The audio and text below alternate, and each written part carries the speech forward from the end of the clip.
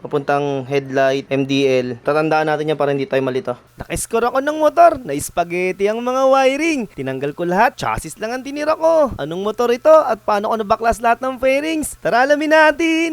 Today's ngayong araw mga tol. Ay may na-score tayo ang bagong second hand na motor. Ito nga pala si Kobe. Isang Mio Sporty. Ang gagawin nating project bike mga tol. Bali di gumagana yung push start button nito at busina. Kaya naman, patsakin muna natin. Ano pa nga ba? Test drive na natin. All goods naman manakbot. Presentable pa tingnan. Kaya naman, nagabutan na kami. Dahil maingit sa labas ay pinasok ko na agad sa loob ng iskinita sa harap ng bahay namin ng motor. Bali on the spot ay dito na natin babaklasin. O nga pala mga tol, bala ko agad i-repaint ang chassis niya. Ang model nga pala nito mga tol ay Mio Sporty 2011 115cc 40C 3 series. Medyo luma na rin siya mga tol, katulad niya may mga gasgas na. Marami na rin kalawang sa loob kasi hindi nga nagagamit. Yung loob ng tank niya medyo makalawang na. Wala rin siyang grip bar para sa angkas. Tapos yung chassis niya is medyo kakalawangin na. Ayun, minodify ito dati. May hazard pa nga ito. Ayun, may ilaw. May signal light. Ay headlight yung magana pa. Tapos yun nilagay niyang MDL. Kakakuha lang natin yung motor mga tol pero ready na tayo mag-change oil. Ito nga pala yung gamit ko pang change oil.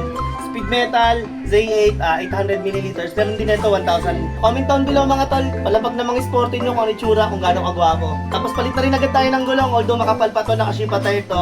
Gusto ko lang siya palitan, gusto kong pababain. Bali sa harap 70-80, sa likod 80-80. Naka-yellow na mags na to mga tol. Nakalesa, harap at likod. Ship pa tayong gamit niya kaya makapal pa rin ang kanyang mga gulong. Naka-aftermarket pipe na rin pala to. Mapapalingon ka talaga sa plaka pag ito ang nakita mo. Ito yung Amore na tinatawag sa ibang bansa, naka-smiley. Medyo marami ring gasgas itong front fender. Ganun din itong harap. Ano pa ba ang aasahan natin? 2013 acquired tong motor. Itong throttle cable naman niya ay natatanggal pero gumagana ng maayos. Itong U-box, yung sporty, ay medyo maliit talaga. Mayaman din ang motor na to. Sa putik nga lang. Seat cover niya, butas na. Yung cover naman ng makina ay wala na.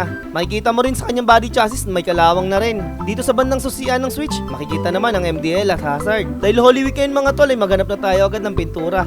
Maraming tindahan kasi ang magsasara ngayong linggo. Tripsol yung una nating nabili. Boss ni na gray, primer naman yung gagamitin natin. Boss ni naman na black flat yung gagamitin natin na pangkulay. Hindi kasi available yung gloss. Bumili na rin tayo ng liha mga tol. 2,400, 1,000 para sa finishing. 120 tong strip sol. 100 naman para sa boss ni primer. 100 tong color black. Tapos yung liha, 12 lang. Shoutout sa sub trading. Ang bait ni Kuya Seller. Pagbalik natin ay ni-ready ko na agad yung mga tools. Isang sulyap muna kay Kobe the Sporty bago natin bihisan mga tol. Disclaimer lang na hindi talaga tayo magaling sa ganitong bagay. At first time natin gawin ito. Minadong susubok dahil naiinggit sa mga lodi nating motovloggers na sina Tol Blue Max at Papa J. Dalawang uri ang inggit mga tol. Ang inggit ko sa kanila ay ginawa kong inspirasyon. Ang pangalawang inggit ay sisiraan mo sila, which is hindi tayo ganun tao. Napaka-positibo ng motovlogging nila mga tol. Very informative at humble sa personal. Hindi toxic at tayo content. Kaya naman, sila talaga ang hinahangaan natin. Kayo mga tol, sinong motovloggers ang idolo nyo? Itag nyo naman sa comment section. Tayo magaling sa wirings mga tol, kaya kailangan tandaan natin yung mga ganitong part. Tulad dun sa hazard, yung mga ganito.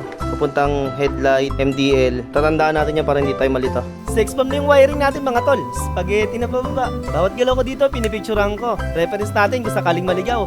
Yung wirings natin sa pagbalik. Natanggal ko na agad yung head. Tapos, hindi ko matanggal yung leg na fairings. Kaya naman, inuna ko muna itong sa baba. Commercial muna tayo. Ay puta. Natanggal ko na yung araro mga tol. Sunod yung nasa ilalim na fairings. Tapos kaliwanan na fairings din. Next yung seat cover. Mayat maya yung taillight o brake light naman. Itong battery rin. Tapos U-box agad. Itong mga silver na footboard na puro screw. Tsaka ko natanggal ng magkakasama. Itong footboard, leg at bulsa na fairings. Tapos pinaghiwalay-walay ko rin agad. Medyo kabisado ko na yung pagtanggal. Itong brake caliper mga tol. Tapos magsaharap sabay front fender. After nyan, yung mga stock naman. Kung saan pamilyar na tayo dito.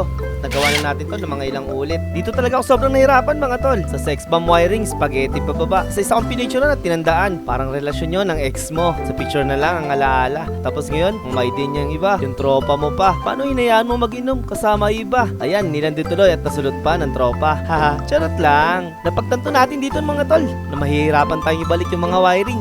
Kaya malamang sa malamang ay maghanap tayo ng magaling mag-wiring or bibili lang tayo ng stock harness para kay Kobe the Sporty. Tinanggal ko na rin tong tapoludo sa likod. Tsaka natin nakita kung gaano kagulo tong harness mga tol.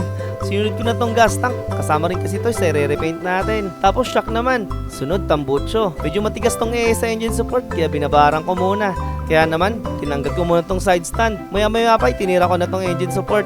Sobrang pagod na mga tol, pero masaya, napaka-satisfying. Parang achievement unlock, naramdaman ko dito mga tol. Kaya ko pala tanggalin yun. Mga tol, natanggalan natin yung chassis niya. Napakahirap din pala gawin to kasi first time din natin, at least na-experience natin. Abangan yung next vlog, paano natin siya i-strip salt, tatanggalin yung pintura, tapos lilihain, kukulayin ng itim. Yun lang mga tol, bye bye.